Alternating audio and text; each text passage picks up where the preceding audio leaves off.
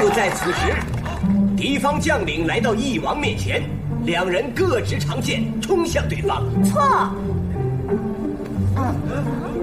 没错，当时这个翼王啊，的确是落入了敌军的陷阱，被敌军团团围住，情况万分紧急。可是翼王呢，毫无惧色，执起手中的长剑，直奔敌军而去。如此这般，以一挡百，翼王呢，杀出了重围。俗话说得好啊，擒贼先擒王。只见翼王手中的长剑一出，敌军将领手中的长枪呢，便被挥去。待这个敌军将领回过神来，翼王手中的长剑已经架到他的脖子上了。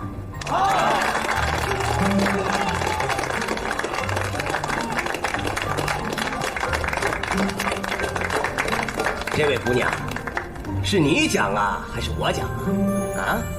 你这是要诚心抢我的饭碗啊？我只是觉得您刚才讲的跟事实不符，所以就多嘴了几句。不好意思啊，您继续，您继续，你们继续，你们继续。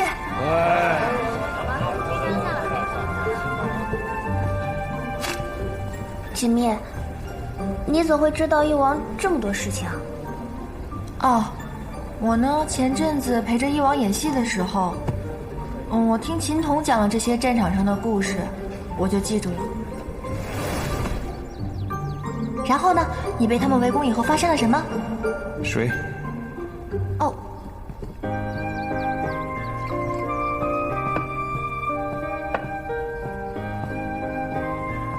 皇上，臣有事禀报。你先回去吧。皇上，您后面的故事还没说完呢。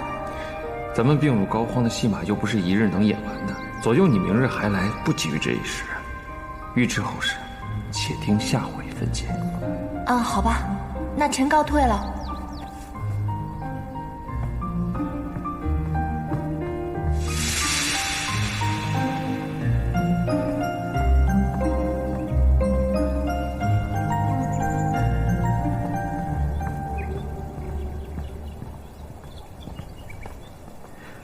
圣女，您可回来了，还请圣女速速随我去看一看王上。王上，王上怎么了？圣女过去一看便知，请。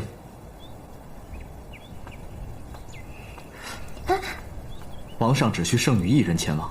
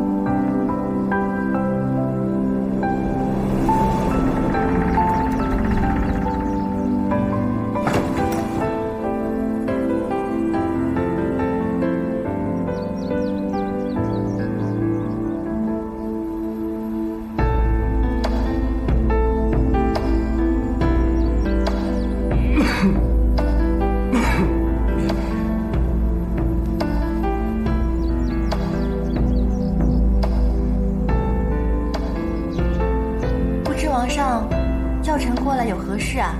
过来坐。哦。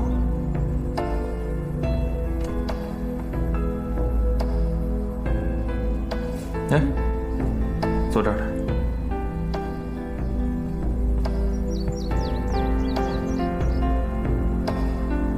你不是喜欢做凤凰灯吗？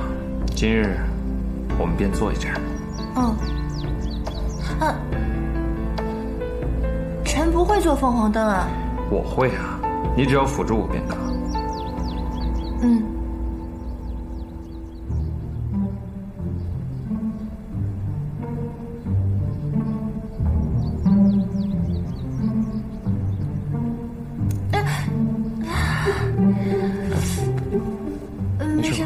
皇上。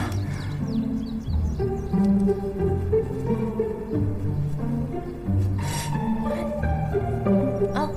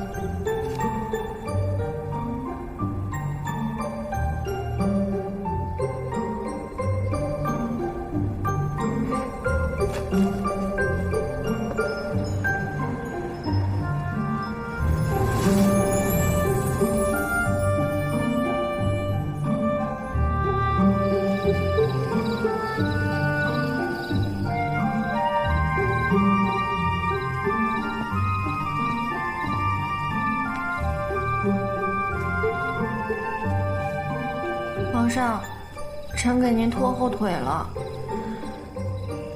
你也知道嘛。不过这样子也是勉强能看的嘛。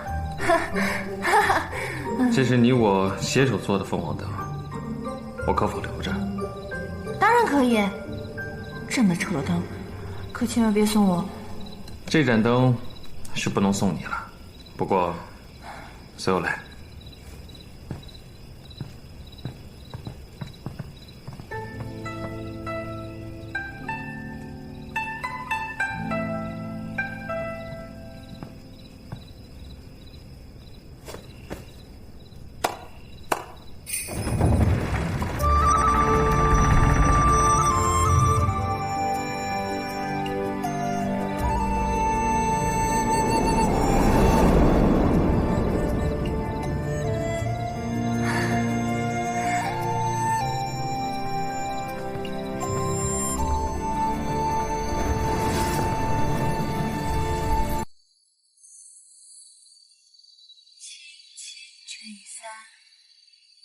天地分开，相隔万丈，那又能怎么样？月光连接了思量，写一封情书，一出间作为开场，万年一段，千年一行。这些凤凰灯都是送给你的礼物，你可喜欢？人世间如何慌张？我在情书里找到没生相遇的地方，我会在哪里？这些凤凰灯是我初学的时候做的，做得不好，本来想扔掉的。这些灯全都是你做的吗？我会在那里歌唱，弹奏着月光。我在情书里找到没生许愿的地方，种下一朵红莲，把时光燃香。我在情书里找到没生相爱的地方，我会在那里歌唱，弹奏着月光。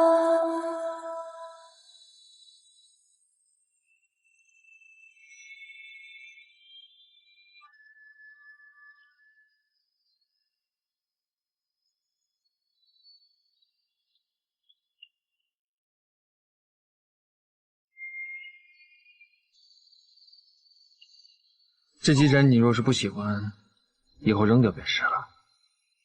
我喜欢，我全都喜欢。我在情书里找到没生相遇的地方，我会在那里等待，一起看斜阳。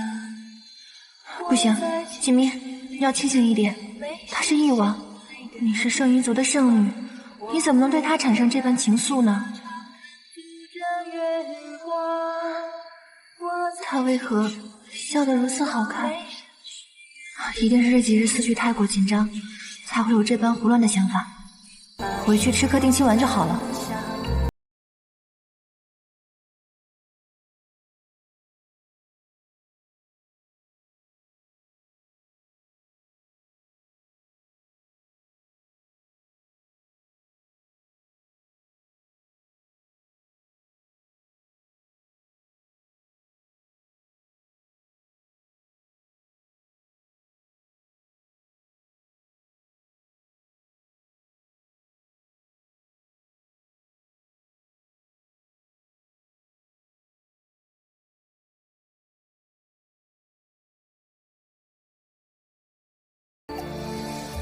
我方才是不是应该把他拦住啊？臣以为，王上方才应该拦住圣女。把这些灯送到锦密院中去。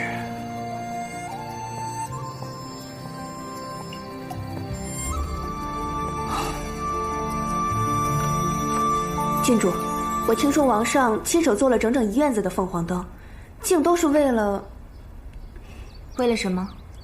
为了那圣女而点。什么？他？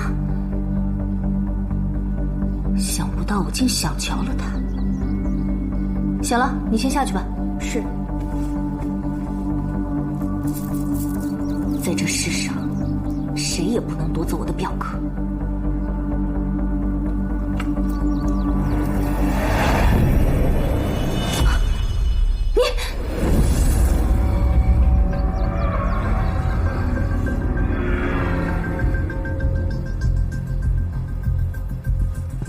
穗禾公主，在下奉天后之命，特来开启公主的记忆，得罪了。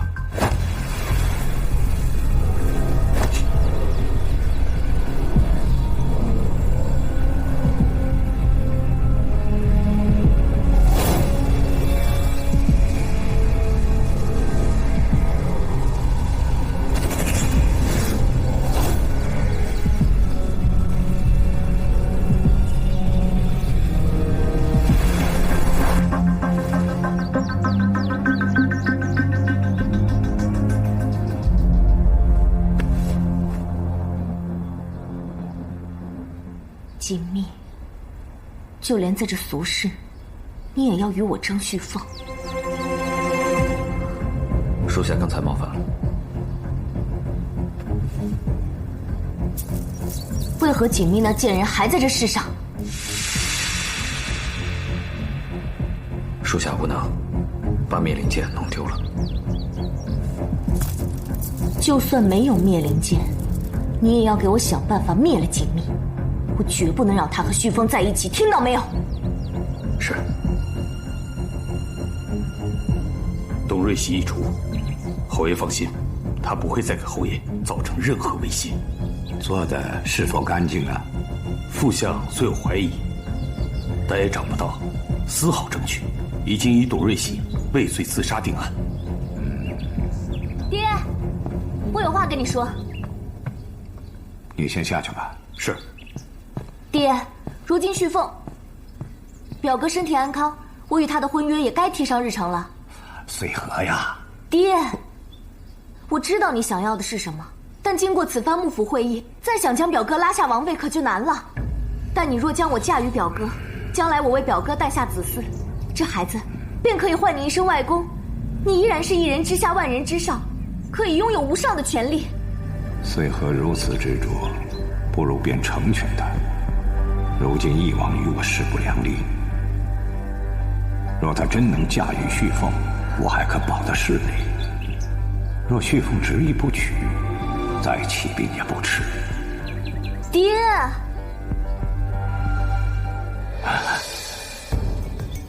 臣拿你没办法。好，这几日我就找人递折子上去，催旭凤早日成婚。成全了你这一片痴心。还是爹对我最好了。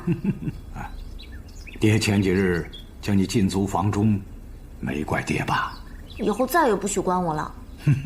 好，不关。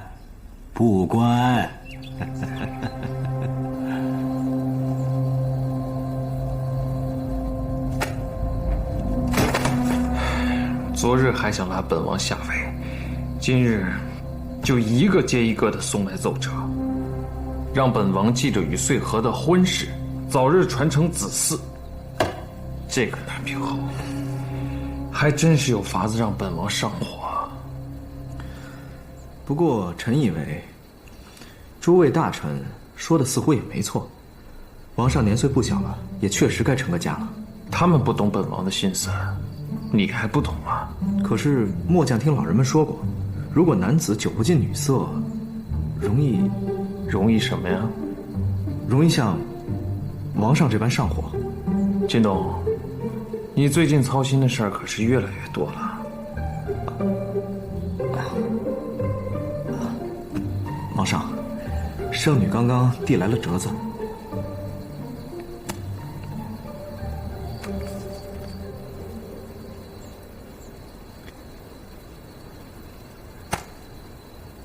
你说本王该放他走吗？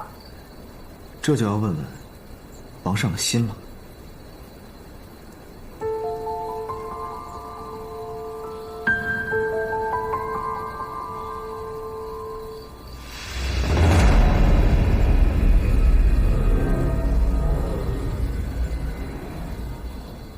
这灭灵剑竟然还未落下，旭凤，看来这便是天意了。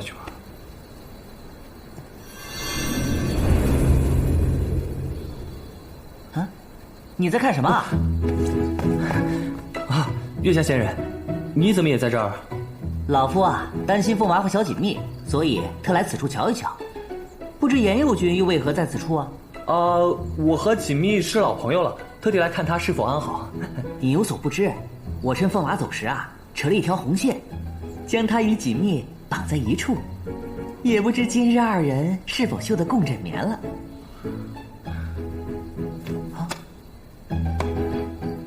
凤娃怎的这般愁眉不展啊？你可知道他在为何事发愁？这怀吾的南平侯有个女儿，名曰穗禾，她与旭凤有一纸婚约。如今朝中诸位大臣纷纷递来折子，让他俩早日完婚呢。穗禾？哪个穗禾啊？莫非是那鸟族公主？不妥不妥不妥，我可不喜欢那个穗禾，她怎么能配得上我的凤娃啊？这可如何是好啊？我倒是有个办法，或许可以帮帮旭凤。快说给老夫听听。好，就这么办。颜右军果然有创意。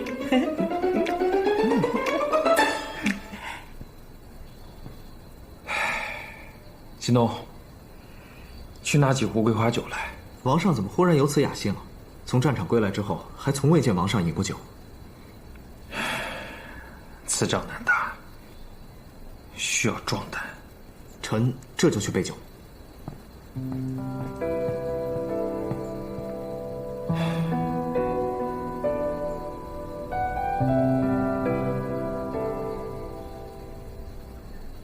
请求回圣医族的折子递上去也有几日了，为何丫丫一直没有回音呢？若是再留在此处，我该如何安放这份心意呢？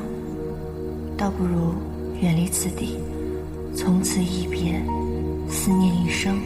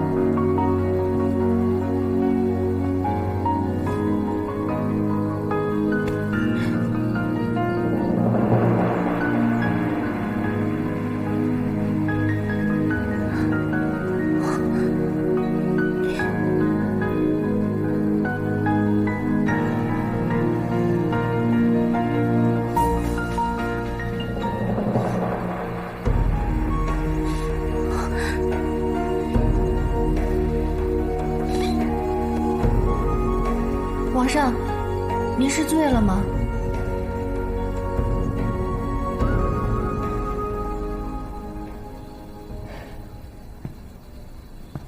今日南平侯联合众大臣上书，敦促本王尽快与穗禾成婚。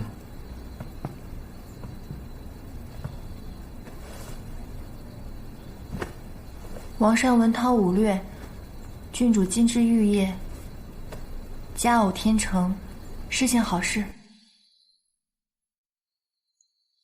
好事。皇上，臣请求回圣衣族的折子，不知皇上是否看到了？皇上曾允诺过我一个心愿。我以为你想要的是一道不必殉葬的赦令。百年族规，臣不敢逾越。初次见你的双眼，我就觉得非常熟悉。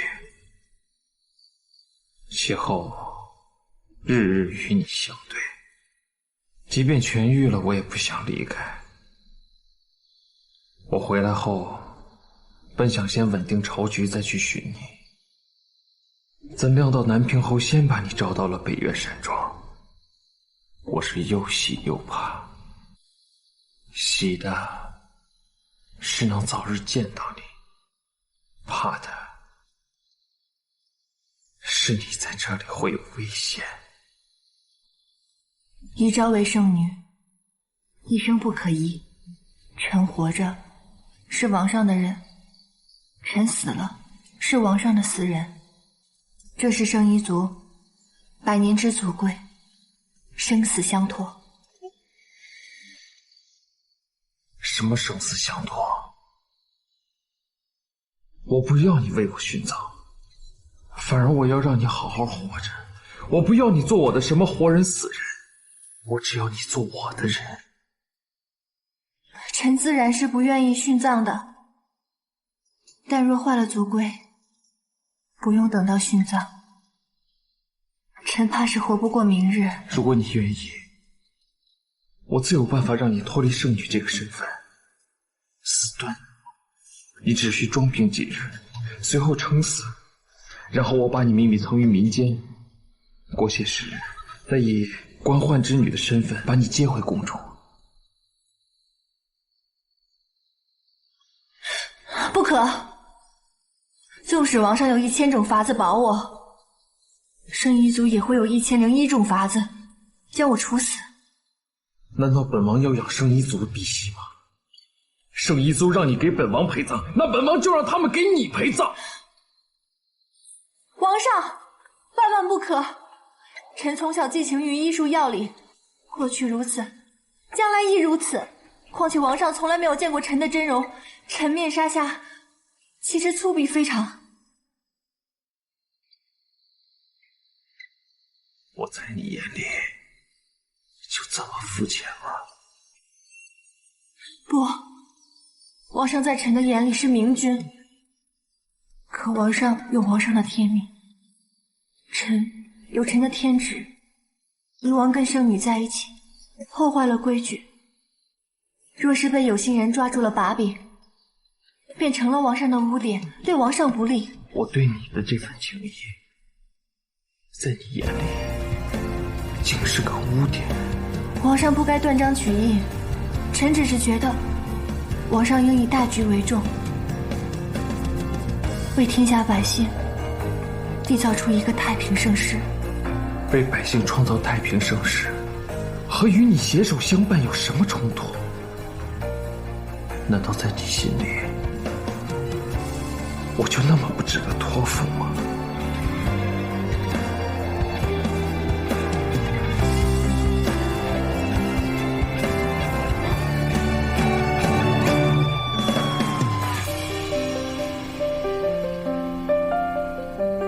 你的折子，我是不会批的。看来王上罪得不轻，臣去为王上熬一碗醒酒汤吧。你不必走，我走。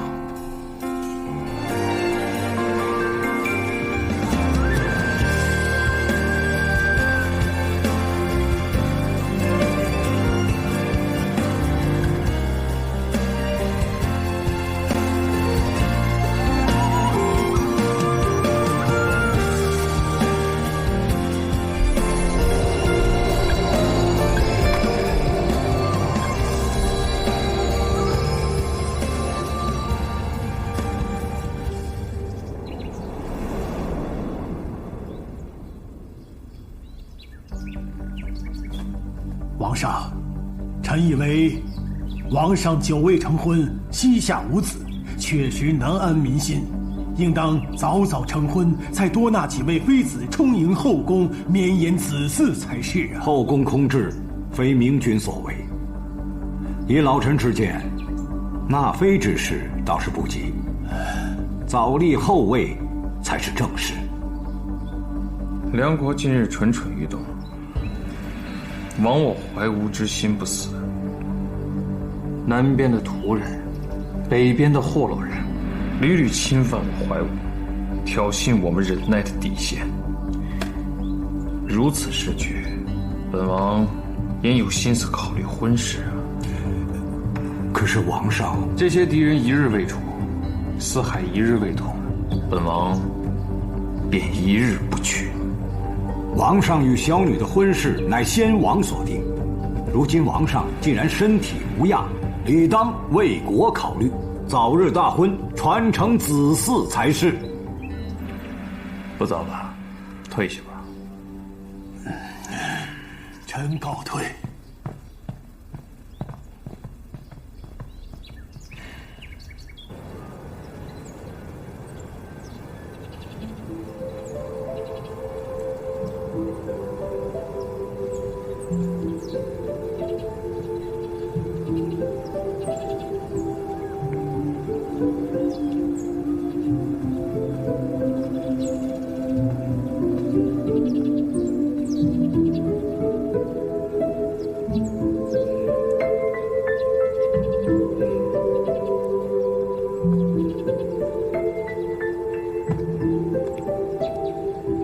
少女，今日我听闻南平侯和副相催翼王大婚，可翼王竟说那些个敌国一日未统，四海一日未平，他便一日不娶。没想到翼王如此铁骨铮铮，这坚韧崇高的信念真让人佩服。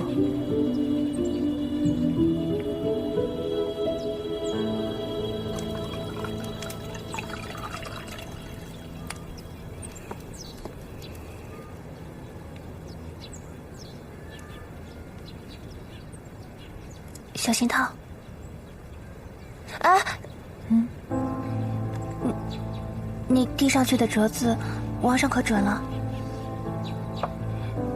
那你还想在这儿待多久啊？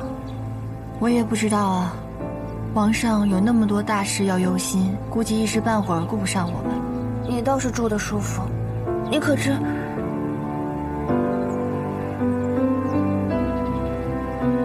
你到底还想不想回圣一族？若是回去了，此生还有机会与他相见吗？在这里多待几日也无妨嘛，无妨的。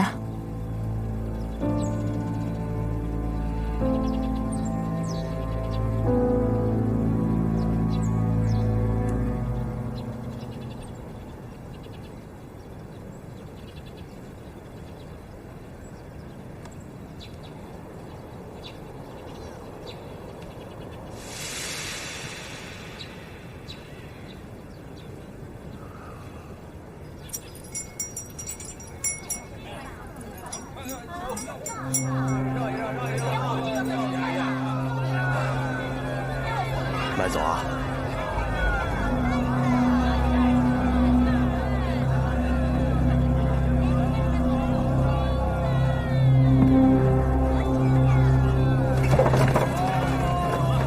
郡主，其实这些事情您大可吩咐我们来做便是，何必您亲自前来呢？与表哥的婚礼是我期盼已久之事，如今婚期将定，我自然希望亲力亲为，让一切都完美无瑕。郡主对王上一片痴心，日月可见。日后王上定会好好宠爱郡主的。凡间为人，不过短短一世，但能先嫁上旭凤一回，也好。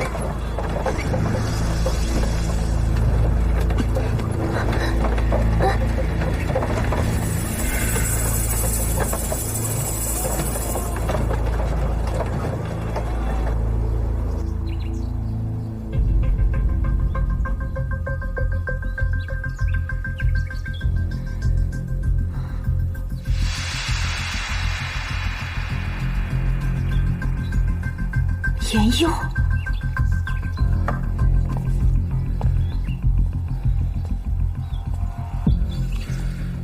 你想做什么？看来你的仙家记忆已经开启了，可惜了，我还是喜欢前几日那个又傻又天真的你。定。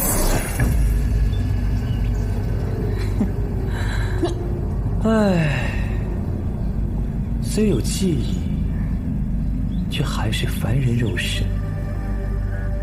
穗禾公主，你应该不会料到，有一天会这般落在我手上吧？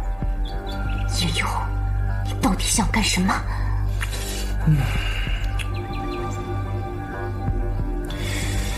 我想对你做的事情还多着呢，该从哪里开始好呢？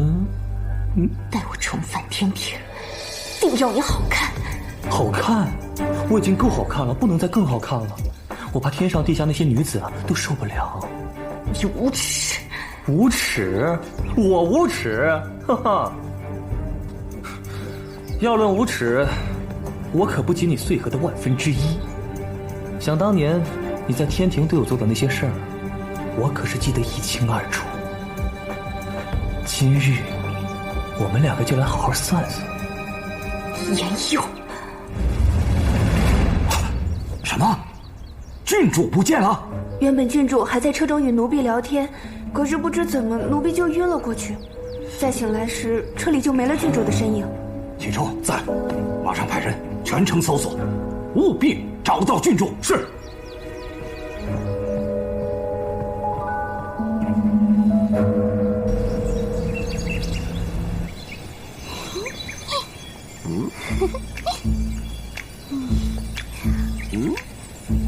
哎呀，红红啊，红红，这明明约好的，这人到哪儿去了？哎，连翘，啊，来，老胡，怎么啦？你是否知道月下仙人他到哪里去了？他说等不及你，要去凡间给锦觅和他的2侄子牵红线，让咱们自己玩。我跟你说，就这个老狐狸，咱想起一出是一出啊！哼！皇上，南平侯府来报，穗禾郡主失踪了。南平侯希望王上也派人一起寻找郡主的下落。这又是搞什么名堂啊？罢了，穗禾与他爹不同，你派人去寻一寻吧。不用寻了，郡主此刻就在山庄。什么？方才跟一个叫扑哧君的男子一起来的，说是有事请王上做主。郡主，郡主，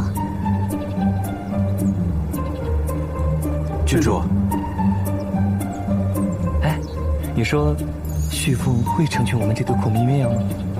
颜佑，你若再不放开我，待他日回到天庭，我定要你付出100倍、1000倍的代价。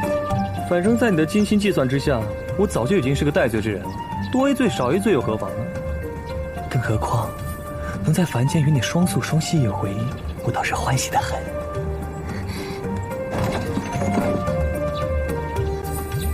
表哥，从现在开始，可不能让你再开口了。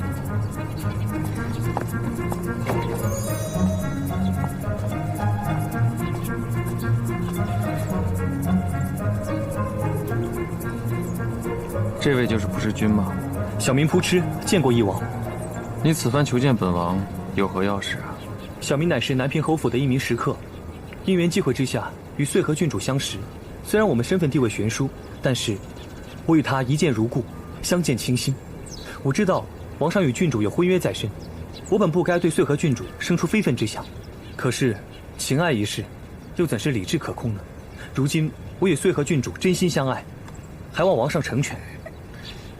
穗禾，你也倾心于这位扑哧君吗？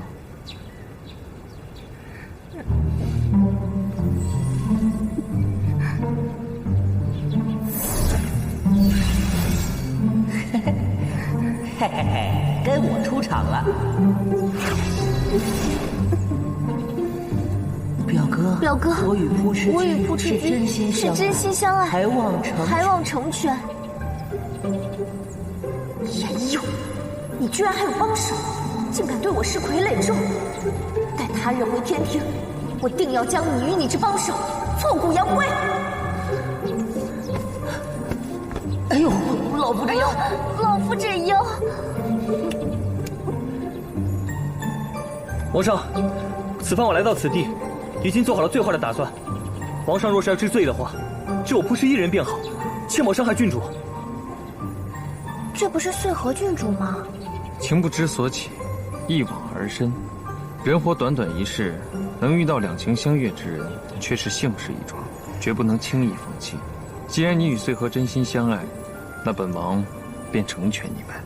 今日，本王便取消与穗禾的婚事，还穗禾自由之身，由他自由选择夫婿。皇上英明，多谢皇上成全。起来吧。穗禾以后，定与扑哧相亲相爱，不辜负表哥的成全。这穗禾郡主不是一直痴心于义王吗？怎的突然与府中食客相好？而且这义王竟然大方地成全了他们，真是比戏文还精彩。哎，不去听说书了。这么精彩的戏都看过了，还听什么说书啊？走吧。起来吧。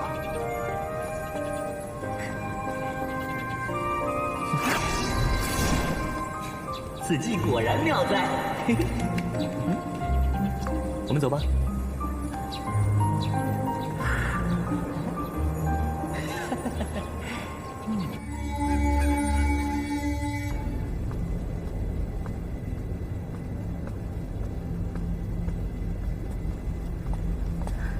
殿下，我要去一趟人间。关于灭灵剑和灵火珠，也许有一个人能给我答案。是谁啊？况洛，你把玄机宫守好，我去便回。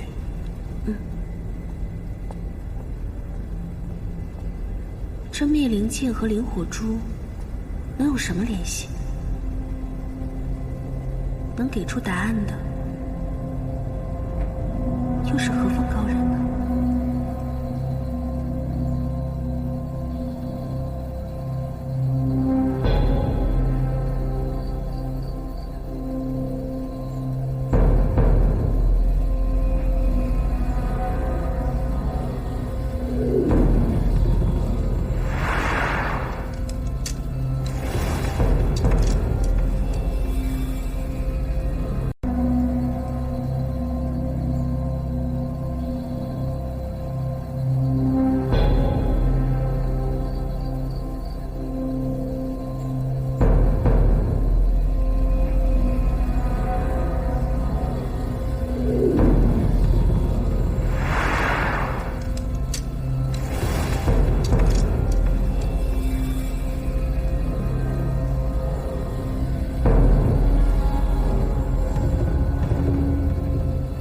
看来，这都是天意。什么天意啊？没什么。你还没回天庭啊？哦，你那妙计啊，让老夫玩得甚是开心，忍不住想与你说道。你是怎么想出如此妙计的？都是实践里面出真知嘛。唉，老夫虽然为人牵了这许多年的红线，可对于情爱一事，却还总停留在理论层面，鲜少有机会深入钻研一番，真是惭愧。不过看来此事还得向严佑君多多请教啊。好说啊。哎，我听说这城中有一家酒肆的桂花酒啊，这远近闻名啊，甚是好喝。不如我们二人边酌边聊啊？好啊，我觉得与严佑君你甚是投缘。今夜我们便好好畅聊一番。不过待我先看一看我的凤娃再走。他正忙光务呢，也没什么好看的。再说了，他现在一个凡人，你又不能和他说什么，还不如跟我痛快畅饮去呢。这人间，哇，春宵一刻值千金。不，严佑君此言差矣。这凡人所说的春宵值千金，乃是因为要行灵修之事。哦，但若用于你我身上，不太恰当。我们这应该算是良宵。对，良宵，良宵，走。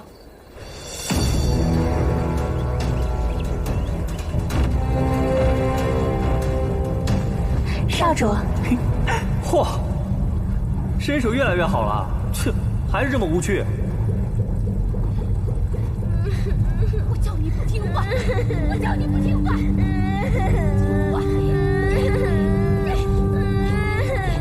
叫你不听话，叫你不听话，为什么？为什么？我叫你不听话，恩主，你这是做什么？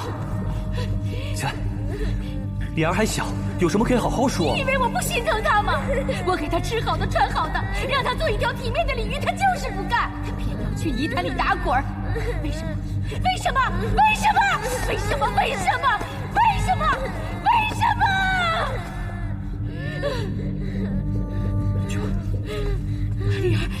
李儿，你答应娘亲，以后再也不要去泥潭里玩了，好吗？你可不许骗我，若是骗我，我一定不会轻饶你，知道吗？知道吗？知道吗？恩主，让李儿先告退吧，我还要帅禀告，好吗？走吧。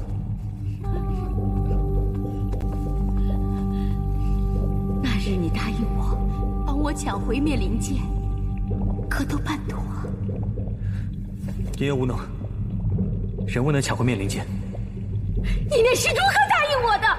你说过你会抢回灭灵剑的，为何骗我？你知道我最恨人骗我。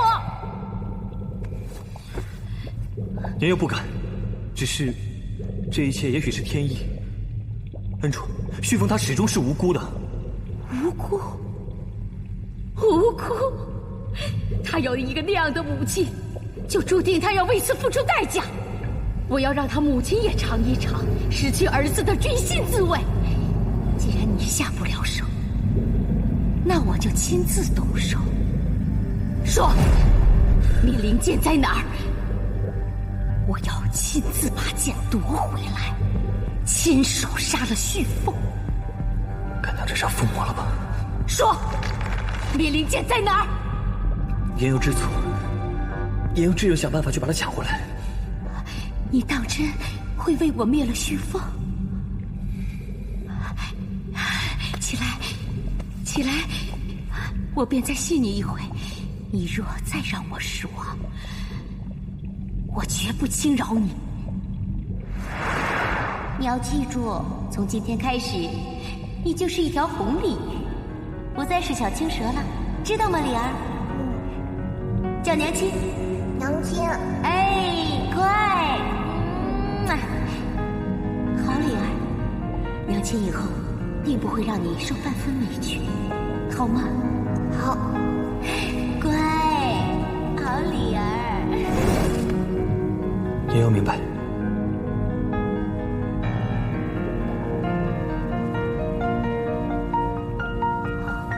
李儿，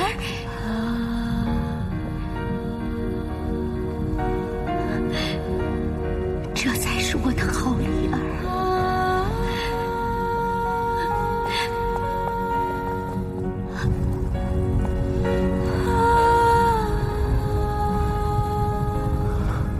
不能再让干娘这般疯魔下去。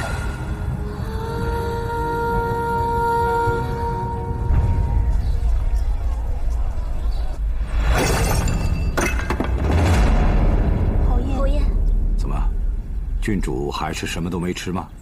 没有。你们下去吧。是。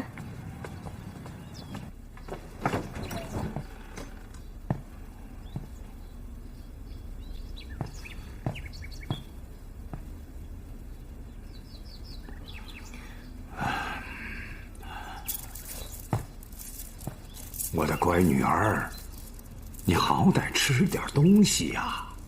你这个样子，爹实在是心疼啊！你放心，爹已经在全城通缉那个扑哧。你说，你是让爹把他凌迟处死，还是五马分尸？你们是抓不到他的。你这是在怨爹，此番办事不力，可爹也没有想到，这个扑哧竟然如此的狡诈无耻。哎，这也许是翼王买通了那个扑哧，演的一场好戏。此事与旭凤何干？好，无关，无关。这些凡人真是愚蠢。女儿啊，你到底要爹怎么做，你才能高兴起来啊？如今身在凡间，也只能靠他了。爹，你该明白女儿唯一的心愿是什么。爹明白呀，哎，可爹又不明白了，你为何与那个扑哧去请翼王给你们赐婚呢？现在翼王下旨毁了你们的婚约，此事已成定局，爹又能如何呀？哎，爹去想办法，想办法好吗？哎呀，你先吃点东西好不好？听话。坐，来人，把郡主的饭端上来。绝不能让穗禾再这般吃你下去。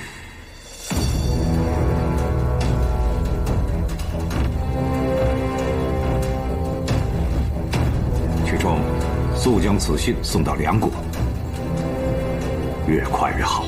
是。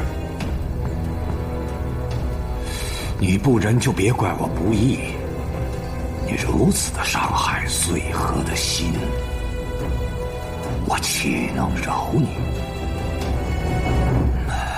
此番梁国出兵，哼，你亲自出征之时，就是你的死期。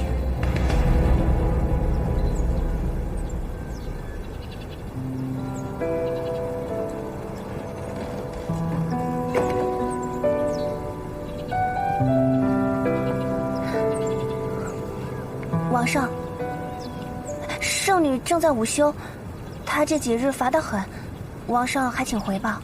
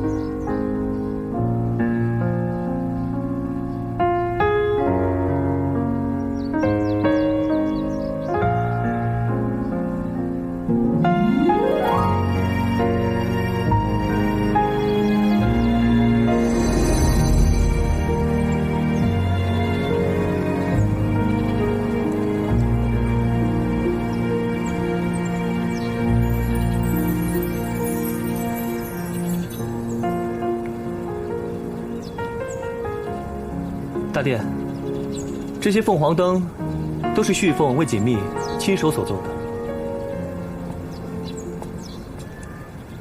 我有话要问你。这么巧，我也有事要找你。我们能够在此处相遇，看来是想到一块儿去了。我问你，你为何要抢灭灵剑？还有，虽然蜀仙已经承认当初是他用灵火珠袭击了旭凤，撇清了与你的关系，但恐怕他只是在替你做掩饰吧？你的目的究竟是什么？大殿，这问题能不能一个一个的问？这么多问题问得我头都大了。大殿若想知道这所有的答案，就请跟我去个地方。怎么，还怕我诓你不成？你既然能够想到我与灵火珠有关，就该知道我不会害你。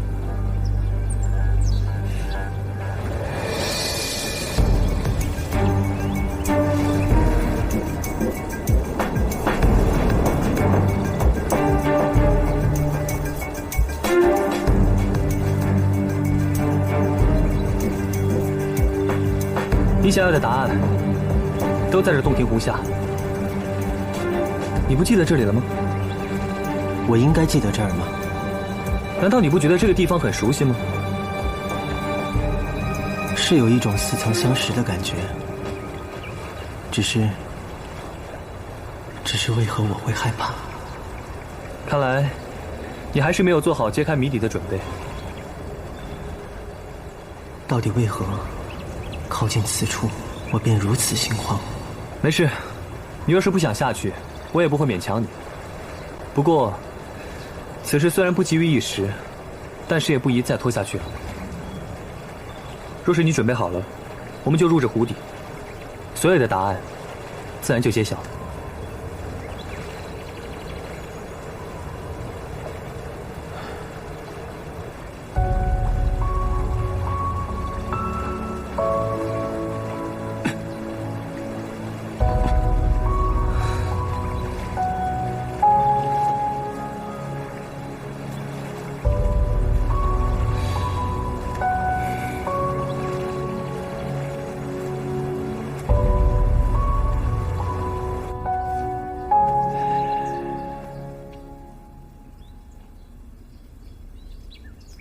本王到底哪儿做错了？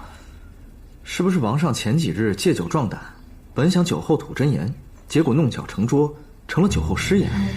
你倒是说说，若是你的媳妇儿不高兴了，你该如何哄她开心？那就要看看媳妇儿不高兴的程度。若是一般的不高兴，买些新鲜的小玩意儿哄哄便可；若是特别的不高兴，你当如何呀？那就买些更贵的小玩意儿。你当圣女是寻常女子吗？不敢。你先退下。臣告退了。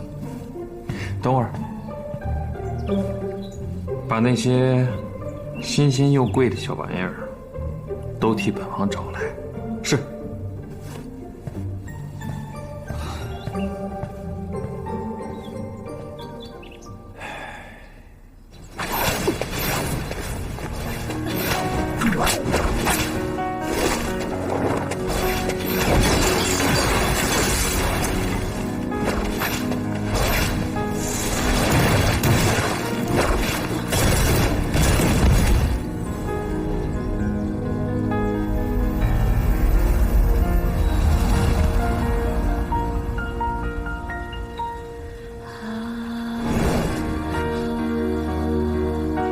既然如此，为什么要如此绝情？刘盈，你我终是殊途，没有我，你会过得更好。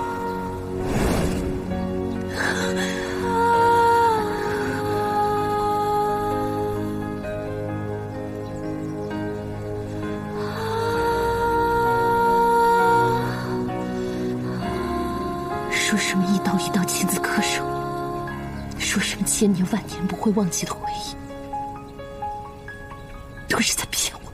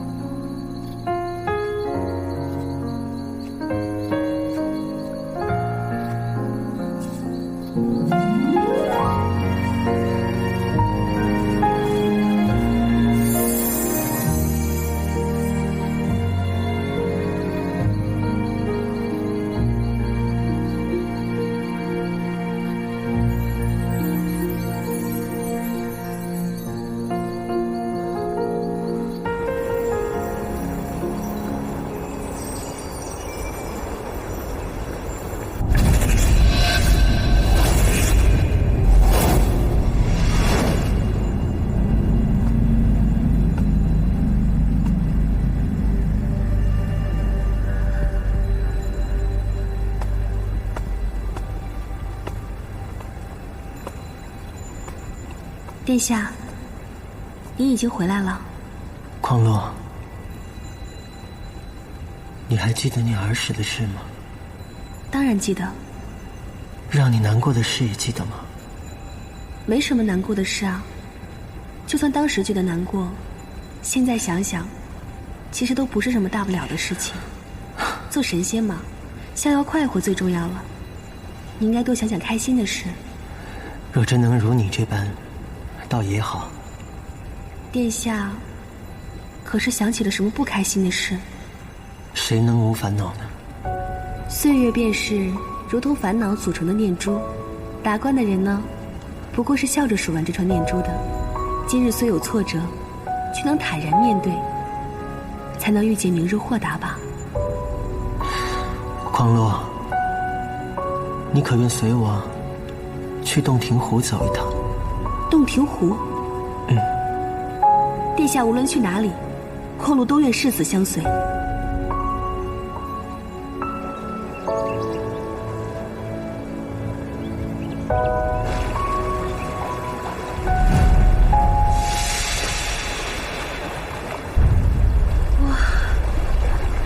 好美的地方啊！殿下为何会想到来此处？这里也许有我想要面对的过去。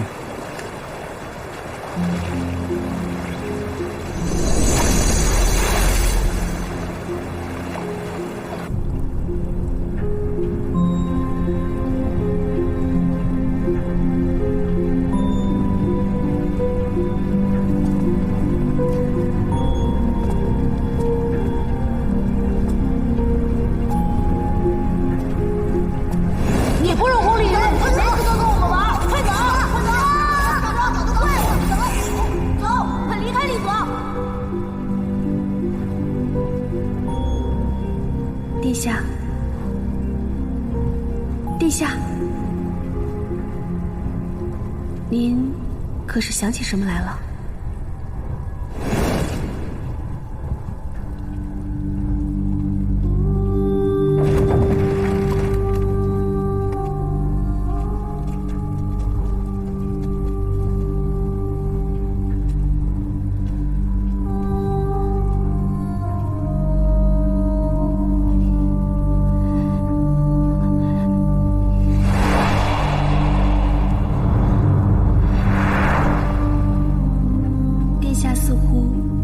十分熟悉。走吧。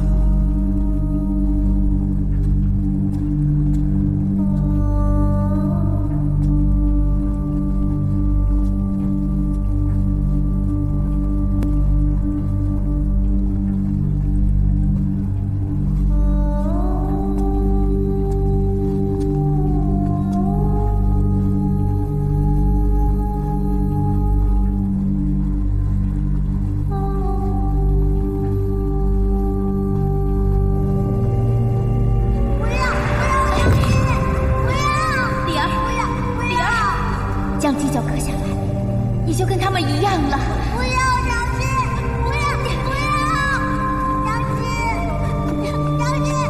长青！不要！不要！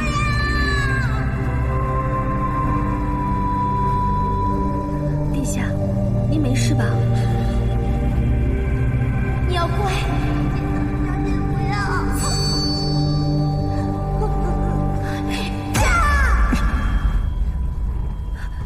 您没事吧？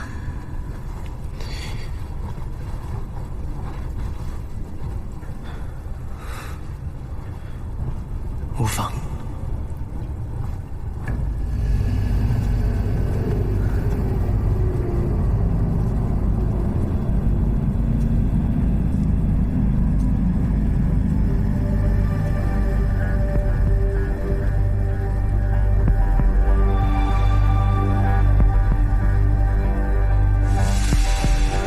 云梦泽，这个名字倒是挺好听的。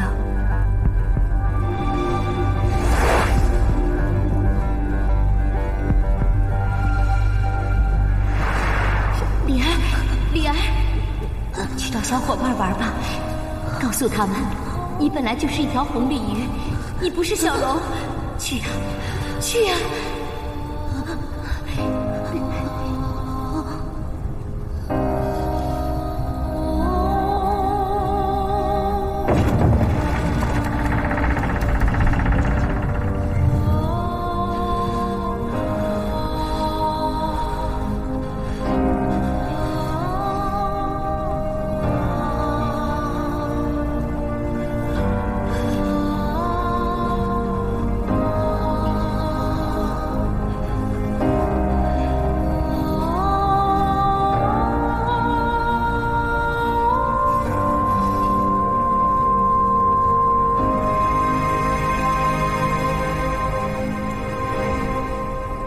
殿下，殿下，您怎么了？云梦泽，不是厉藏吗？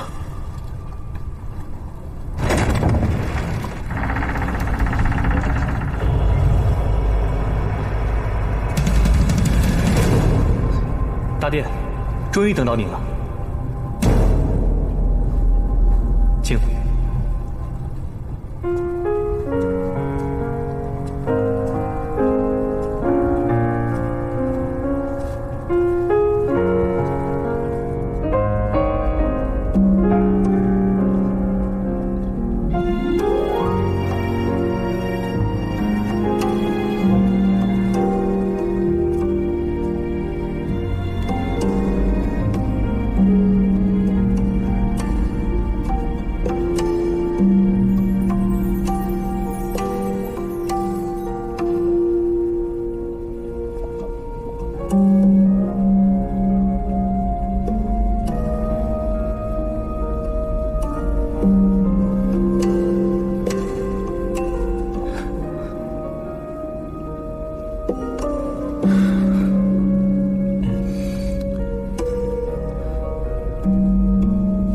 恩主，夜神殿下求见。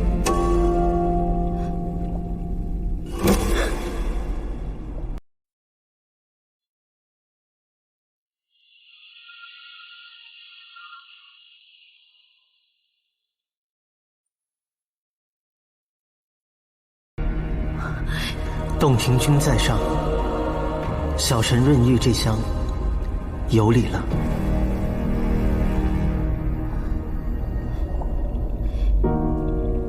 上神何故行此大礼，折煞妾身了？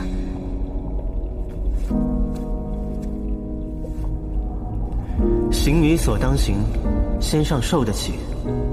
小神心中有惑，特请先上赐教。妾身久居陋室，与世隔绝，上神怕是问错人了。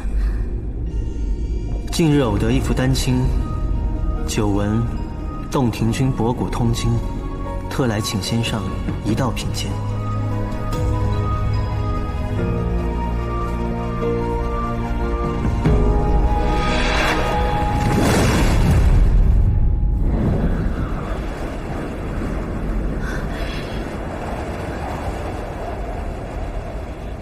娘亲，可否让我与洞庭君单独一叙？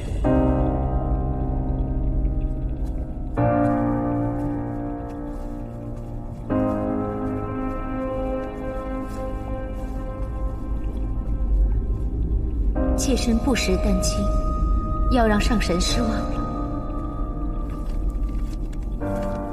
无妨。那就让我为先上解此画。画中女子手腕上这串灵火珠，乃天界至宝，世间唯存2件。另一件，天帝大婚时礼聘天后，可见这画中女子与天帝渊源颇深。忽堕娇珠红素素，邂逅今朝不相离。这一联藏尾诗，海誓山盟，大有深情。句末2字恰好连成素离。落款处的北辰君前印是天帝陛下早年间自起的别号，对极为亲密之人才如此自称，知之者甚少。何人能得天帝亲会肖像，又以别号赋诗，聊表深情？况蜀先受审时，曾多次提及素离名讳。天帝天后神色很是反常，天后善妒。这位素离仙子与天帝是何等关系，想必不言自明了吧？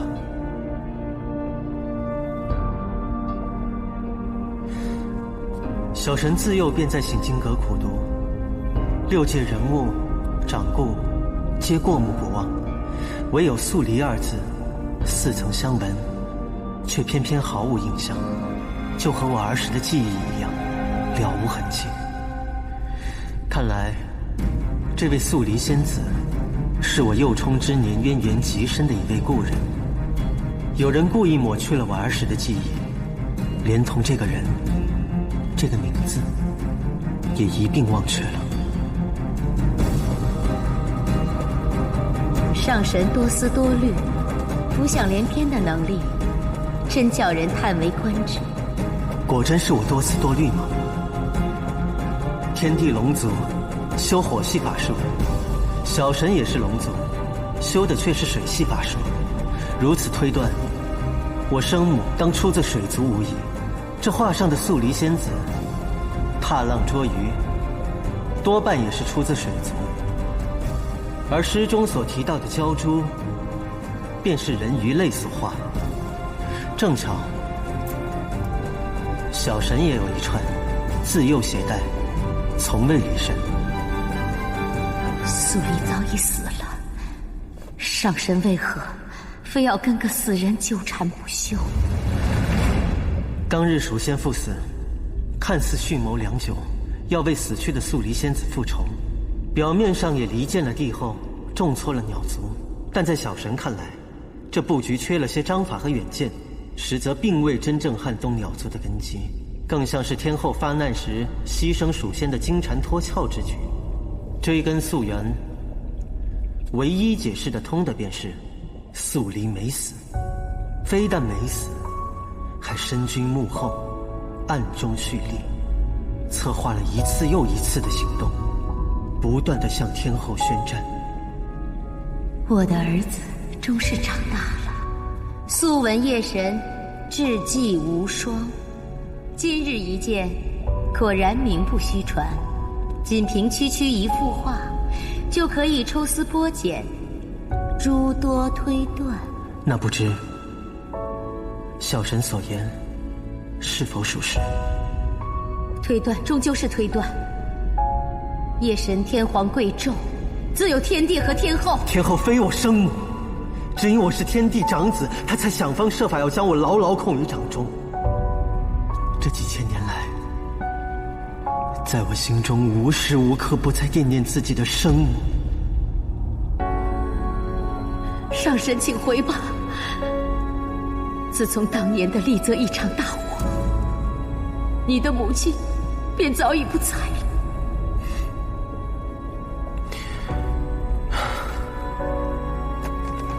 我原以为母亲是爱我的，只是因为当年迫于情势，才骨肉生离。我猜到了画中人，诗中意，却独独猜不到我日思夜想的生母，却如此退避三舍，使我如同陌路。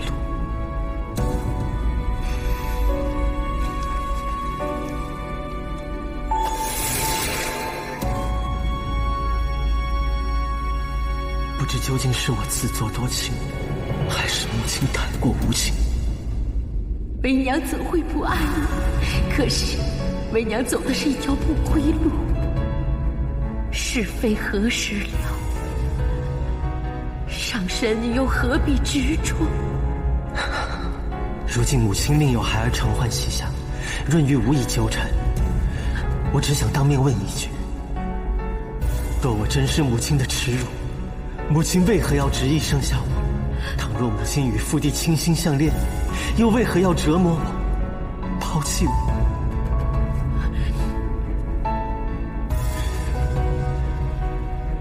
这是被母亲那串灵火珠所致。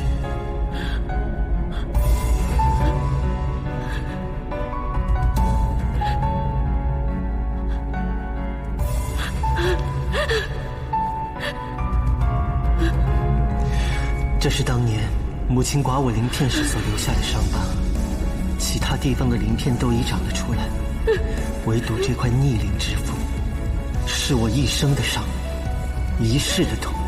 世人都晓龙之逆鳞不可出，我实在是想象不出，究竟是怎样的仇，怎样的恨，才会让母亲对亲生骨肉下此毒手？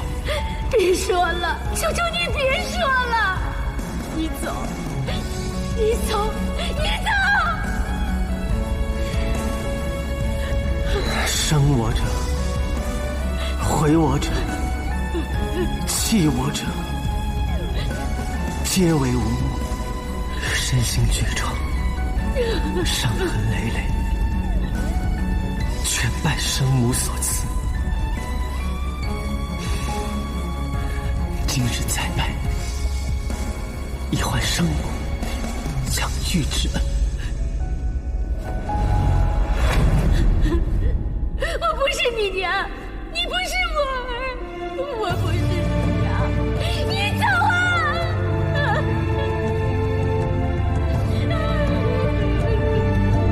快走！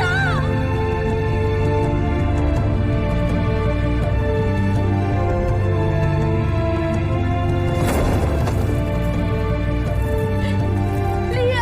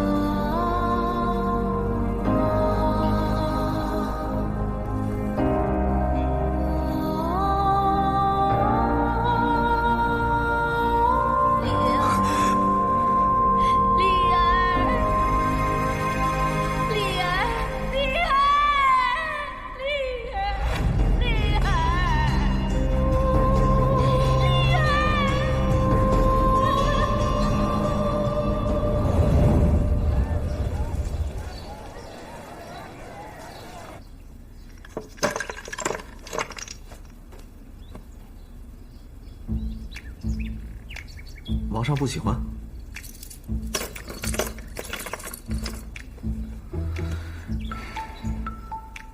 皇上也不中意。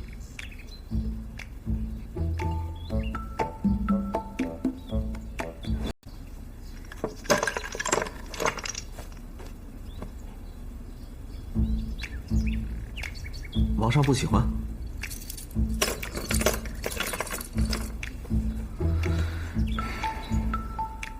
皇上也不中意。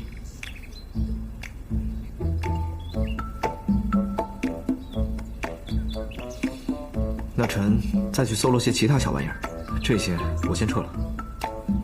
留下。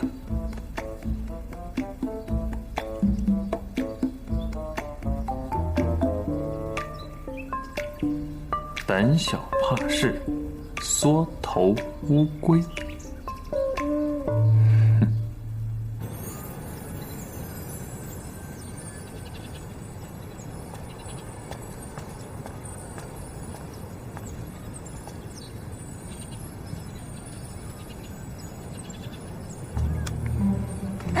这是何物啊？皇上，这是龙鳞。龙鳞？嗯，这是一位放路的神仙所赠的。神仙？嗯。男神仙还是女神仙？男神仙。这世上哪有龙啊？我看你是被骗了吧？不可能，臣亲眼看过好几次，绝对是货真价实的。亲眼所见？你们见过几次啊？皇上这么紧张干什么呀？我哪有紧张？皇上，您要是不信的话，我可以把他召唤出来。不准啊！以后都不准。本王已经下旨了，举国驱除方士，你可别破坏了国家法度啊！是，书上说，一条龙的逆鳞只有咽喉下的一片是月牙状的。可是，龙之逆鳞，拔之将死，触之必怒。有哪条龙会傻到让人去碰？又有哪个不怕死的会去拔呢？这个骗子连龙鳞都做得那么不走心，亏得你信。是。既然是这样的话，那王上就把这个还给臣。哎，既然你说这是龙鳞，全当它是吧。我觉得它挺配本王，不如你把它赠予我吧。不可。臣的这位朋友乃是神仙，他好心相赠，臣再把他赠与王上，这不合适吧？还你。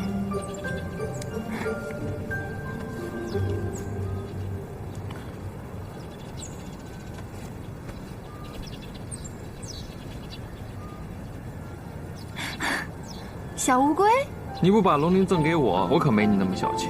这个送给你。谢谢王上。哎，你觉得它像不像你啊？像。啊？像我？像吗？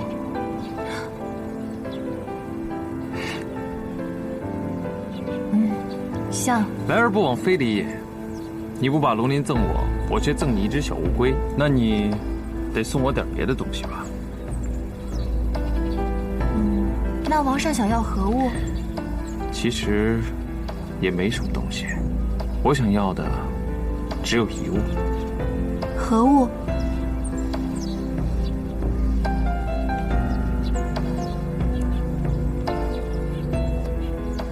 你好好想想吧。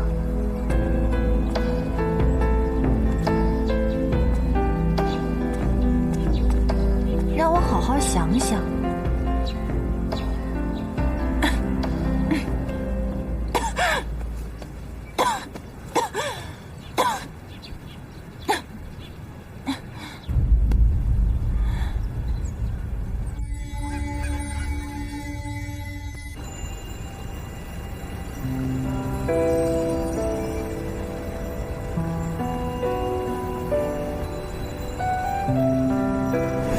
唯独这块逆鳞之腹，是我一生的伤，一世的痛。你不要再说了，你别说了，你不是我儿子！你走，你走啊，快走！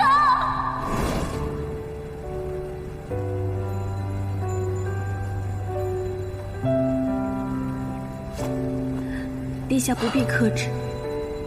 殿下如若需要人陪着，匡禄便留下。殿下若想一个人静一静，匡禄便离开。我没事，我只是记起了一些儿时的事情。殿下全部想起来了。一鳞半爪而已，都是些年深日久的噩梦。我记得儿时随母亲一起居住在太湖，一度以为自己是一条长得怪异的鲤鱼，总是被氏族其他孩子欺负。等几个头上长角的怪物！快走，快走，滚出离子！父帝是龙，母亲是龙鱼，我怎么可能变成鲤鱼？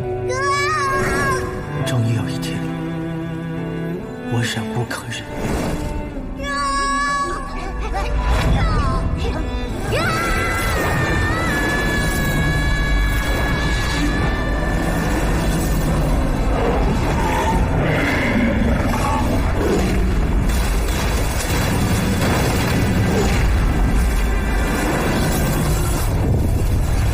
没想到那次反抗，竟让我尝尽苦果。娘亲不要，娘亲不要，不要娘亲不要，不要娘亲。灵儿乖，灵儿听话，一会儿就好了，一会儿就好，乖，不要，听话，一会儿就好了。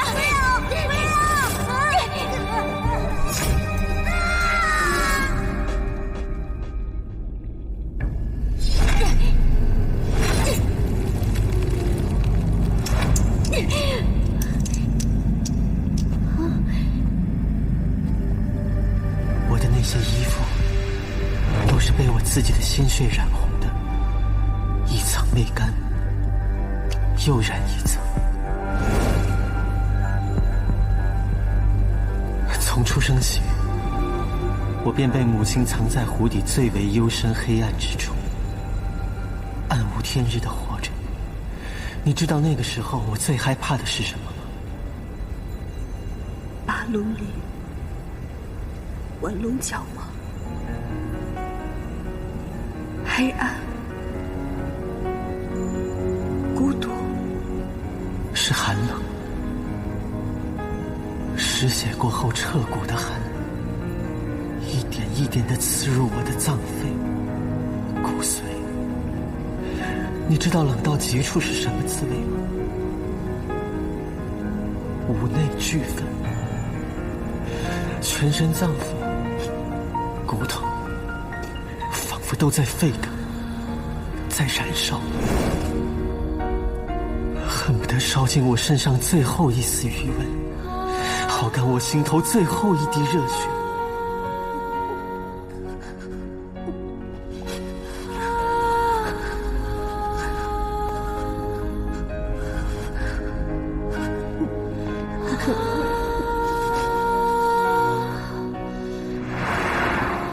如今想起来，还冷得直打哆嗦。别再想了，殿下。这般难过的往事，不如忘了更好。匡洛，你我虽为主仆，但你却是太子仙人的长珠，从小便在万千宠爱中长大，而我却是个被生母遗弃、见不得光的私生子。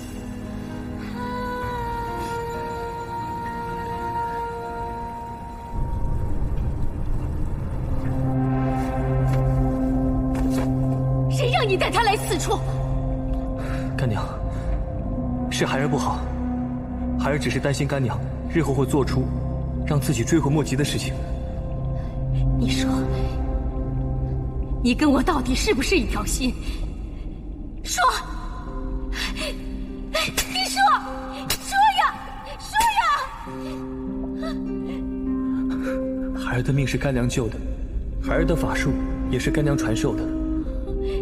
干娘将孩儿养育长大，干娘莫要再独自烦恼了，让孩儿为干娘分忧解难吧。干娘既然日夜思念大殿，为何偏偏不与他相认呢？不堪回首，不堪回首。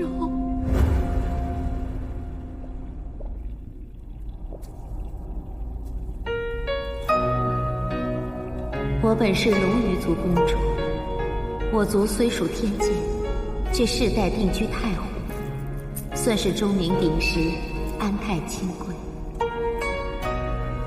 我自幼备受父兄宠爱，和钱塘君的世子定下婚约。有一年天后寿宴，我随父皇上天界贺寿，竟献夜明珠。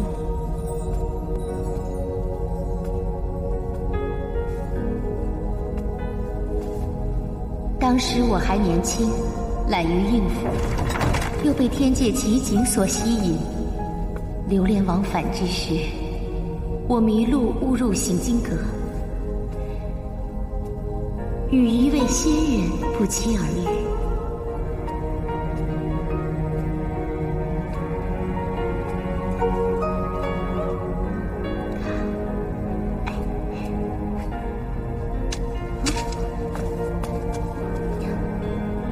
他自称思夜之神，道号北辰君，执守天地的行经阁。此人博学儒雅，我与他一见如故。其后，我们日日相约黄昏后，跟他一起消磨的时光，总是美好而短暂，飞逝如流水。转眼间，往来愁和，不过10日有余。将欲顺之，必不逆之。将欲转之，必不折之。书法如同意领，充满秘术。你要好好用心感受。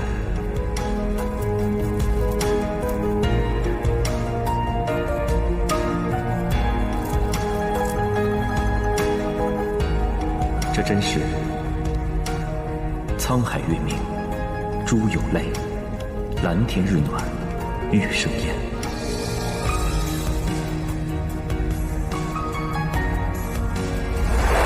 6界尽至，天地纠缠鲜花神，没想到对您也……花神是他一辈子的情结。他年轻时为了权位，弃花神取天后，岂肯善罢甘休？多年后我才知道，他当初引诱我，也只因为我眉眼间有几分酷香子分。他在我身上寻找的，不过是子分的影子。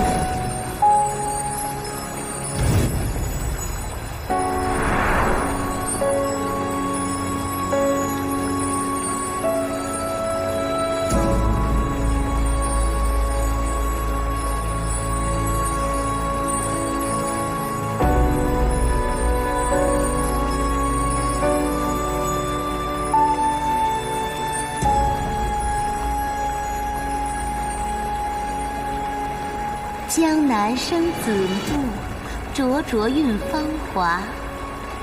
人家是龙鱼，又非草木。鬼灵精。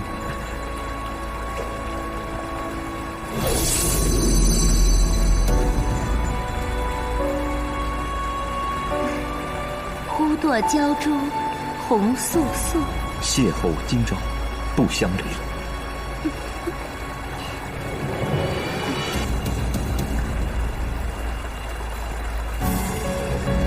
我随父王在天界住了月余，遍访诛仙后，便要回太湖了。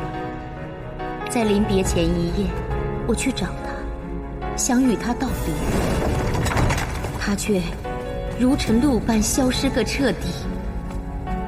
几番查问才知，天界当时并无夜神，而北辰君更是查无此人。无奈归期已至，我随父王去拜辞天后。万万没有想到，天帝送我的灵火珠，为日后埋下了多大的祸患。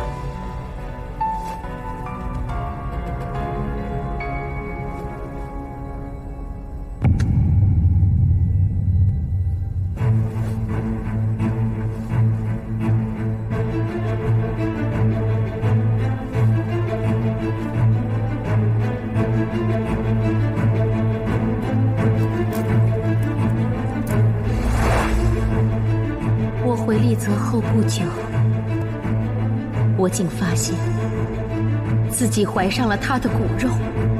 我偷偷带下润玉，但试纸终究包不住火，还是被父王发现了。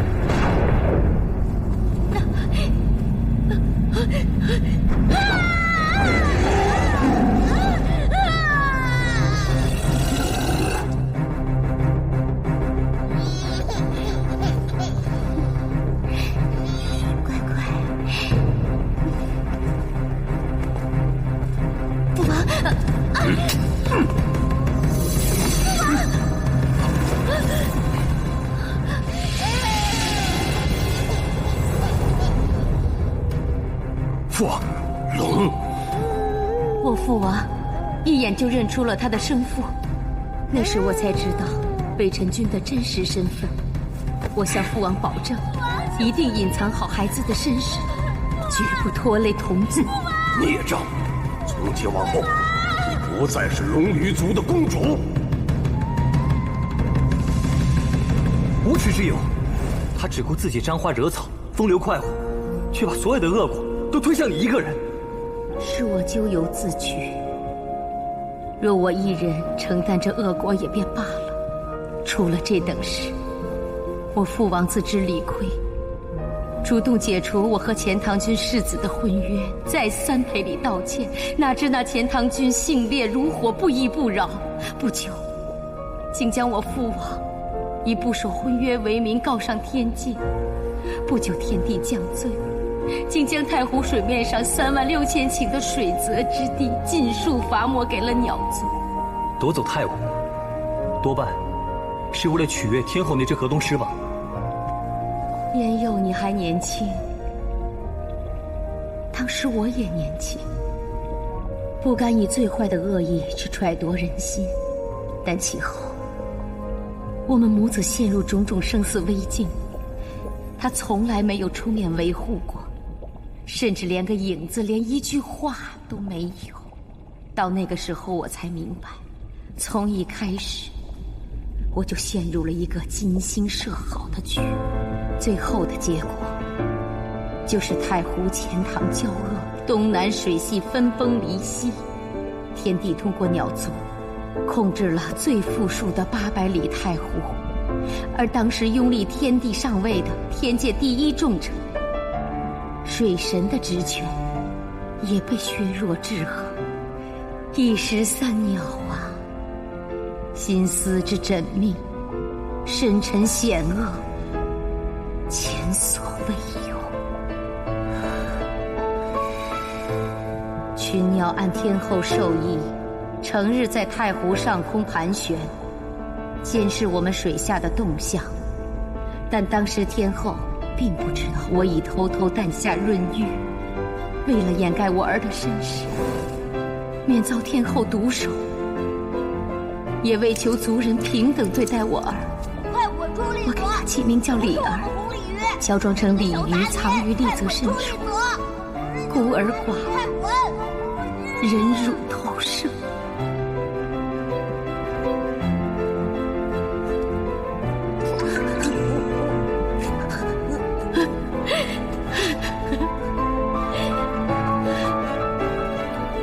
李儿，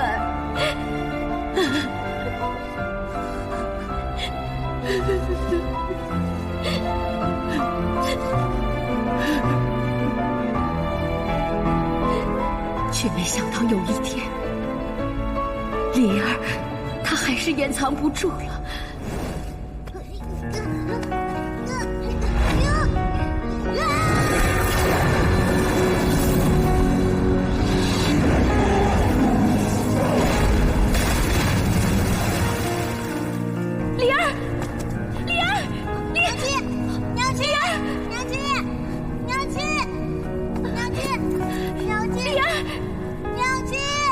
退下。是。李儿，李儿，李儿，李儿，李儿，李儿，李儿。这是何人？他是我与天地之子。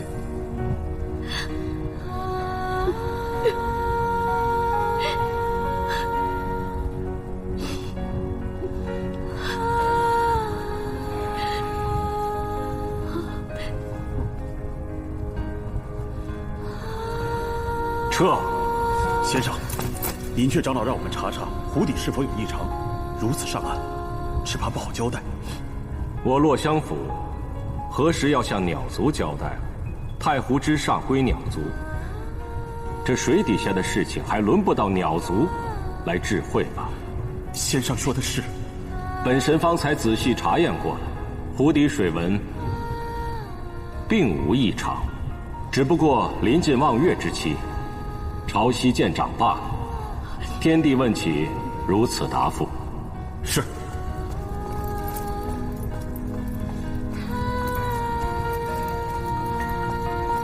好生看护孩子，一旦被天后真知，她必不肯善罢甘休。太湖不能再出事了。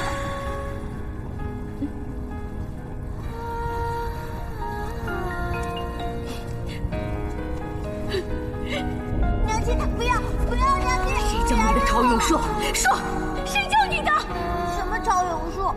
他们打我太痛了，我生气就喊了一嗓子。你答应娘亲，我们下次不要再喊了。答应我，快答应娘亲！答应娘亲！答应娘亲！他们怎么总是嘲笑我、辱骂我、欺负我？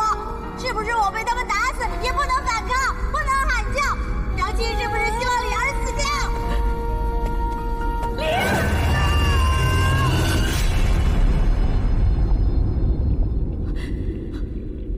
李儿，对不起，娘要削掉你的龙角，刮掉你的龙鳞，只是希望你能变成一条普通的鱼，锦鲤、红龙鱼什么都行。龙的命运你承受不起，娘和外祖、舅舅还有丽泽所有的生灵都承受不起。那时候我未婚生子，被视作家门之耻，众叛亲离，还要成日地方天后的眼线加害我儿，更因太微的欺骗，迁怒于他的骨肉，对离儿更是爱恨交织，成日精神恍惚，恨不得一死了之。定是受尽了煎熬折磨，干娘受苦了。不，受尽煎熬和折磨的是离儿。他的自愈能力很强，新的龙角鳞片没过多久又会长出来，只好一遍又一遍地重复着苦行，循环往复，生不如死。到后来还是丽儿她自己。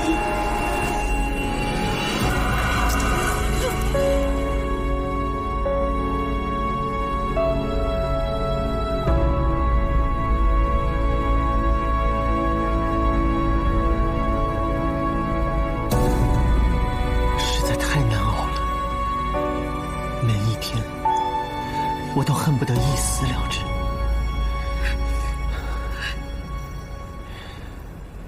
等我再大一些，能够完全幻化成人形，我便极少以真身示人，便下那一身伤疤、丑陋、屈辱，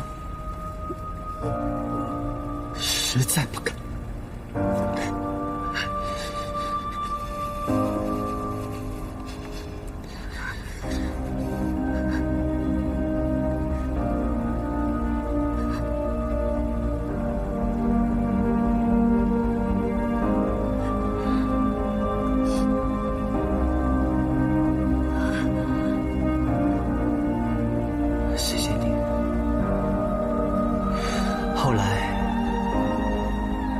从一条老青鱼那里得知，鱼离水必死。那天晚上，我下定决心，跃出了水面。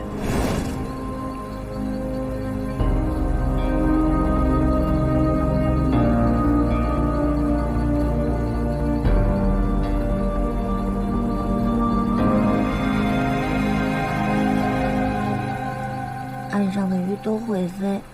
天上挂着那么多夜明珠，真美。死了也值了。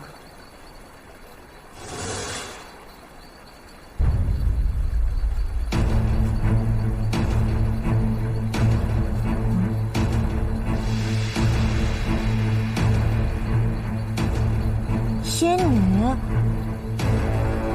我死了吗？你是来接我上天的吗？你很想上天吗？待在湖里太痛苦了，只要不待在湖里，我哪都愿意去。可是你走了，那你娘怎么办呢？可怜的孩子，那你跟我上天好不好？是不是我走了，我娘亲就再也不会悲伤难过了？只要你听我话，跟我走，那你就不用受苦了。那我娘亲呢？你娘亲也会解脱的。把手给我。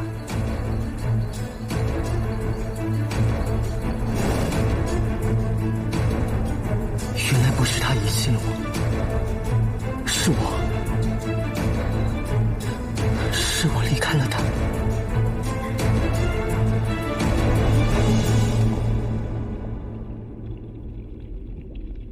后来的事情人尽皆知。天帝始终对花神纠缠不休，将他强掳至天界，幽禁七蜈蚣。那时候在天界，废天后立花神的消息甚嚣尘上。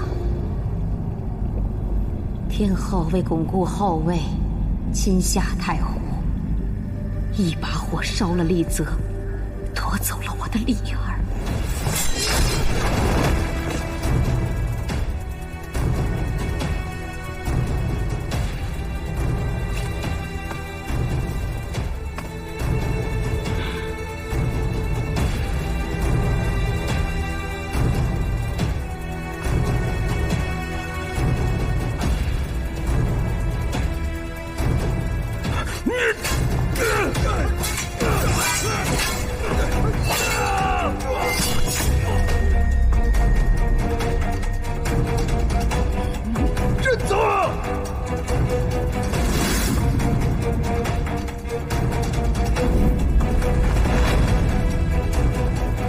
天后，老夫与你往日无冤，近日无仇，为什么苦苦相逼，杀我儿子，屠我全族？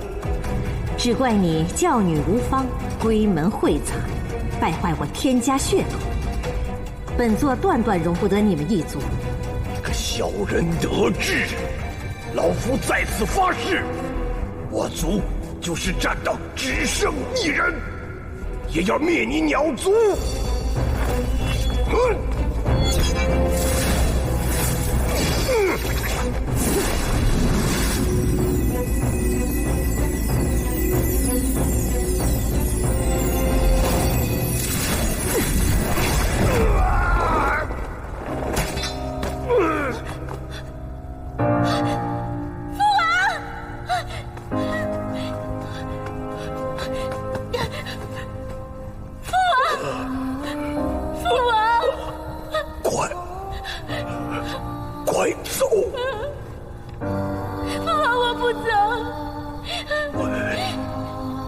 为父原谅你了，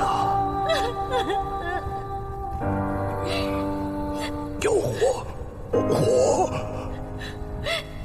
活下去。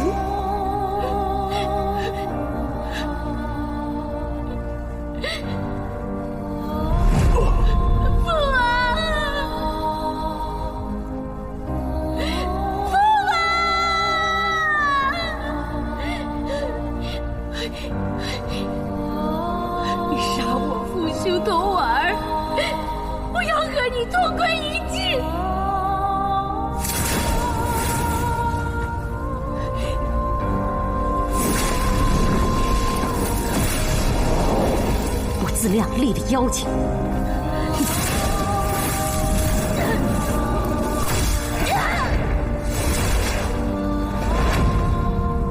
把这里给我毁了，一个活口都不能留。是。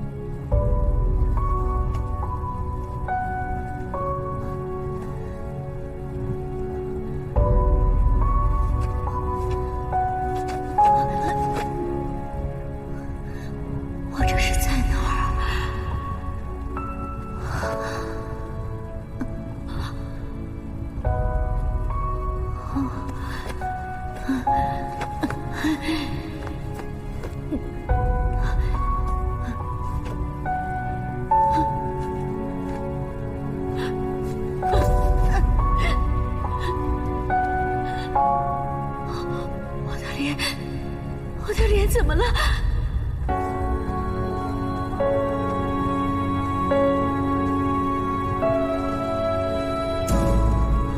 你醒了，先生，这是哪儿？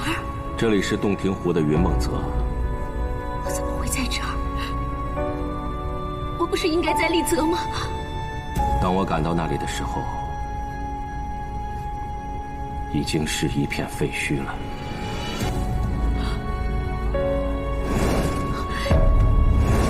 父王，女儿，你们都不在了，留素丽一个人在世上做什么？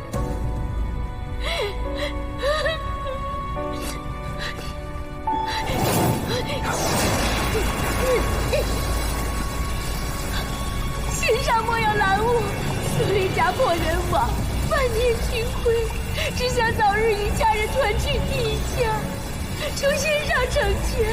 连你自己的孩儿都不管了吗？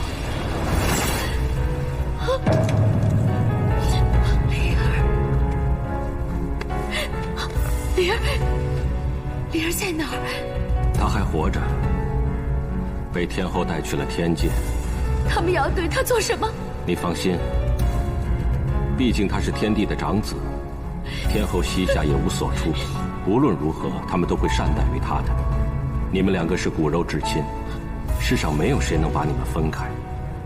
只要你活着，总有一天你的孩儿会和你相认的。我还能等到那一天吗？只要活着，就还有希望，总好过哀莫大于心死。仙上非我，安知我之悲？若是素丽，执意就死。人固有一死，太上不辱仙，其次不辱身。这是花界的血节生机膏，可以化腐生机。你们龙鱼一族世代清贵，倘若你真的求死，也需体面一些。我不需要，我不需要。害我斩毁人亡的就是这张脸，我才是罪魁祸首，我才是罪魁祸首，我才是。就算不是你，他也有法子将你们龙鱼一族驱出太湖。仙上此言何意？帝王心术，日后你就会明白了。上天有好生之德，眼下你的死讯已经传遍天界，你又何必再多死一回呢？振作起来，好好活着，总有一天你的孩儿会和你团聚的。洞庭由我管辖，天后的势力还触不到此。好好在此地养伤吧。水神伯伯当时也正被天帝猜忌，怕是自顾不暇吧？如此高压之下，还能义无反顾地把干娘藏起来，实在可敬可佩。患难见知交啊！当时的我，一味沉浸在自己的仇恨里，根本不记得当时天帝囚禁花神，逼花神与水神决裂。当时水神的孤愤悲痛之情，并不亚于我。果然真君子。既然水神与干娘有恩，干娘为何还要利用锦觅呢？当时我无意中翻看你那不务正业的6界美人图谱，突然间发现锦觅酷似花神，便猜测她是天帝之女，便想在天后寿宴之上揭露于众仙面前。我相信以屠瑶的性情，一定不会善罢甘休，定会与太尉生出嫌隙。也许这个时候，我族便可东山再起。原来如此。可是锦觅是为水神之女，属仙事后与我提起，我才知晓，差点对水神犯下大错。我与锦觅交情匪浅，日后我会与她解释的。她重情重义，一定会理解干娘你。走到今时今日，我早已别无选择。所有人都以为我死在了丽泽，我竟潜藏于此几天，为的就是为我父临终发愿。我龙鱼族哪怕战到最后一人，也当以复仇雪耻，灭鸟族为己任。我作为龙鱼族的最后一个王女，自然责无旁贷。当年我在醒经阁接触到不少典籍心法，为了报仇，我开始勤加修炼。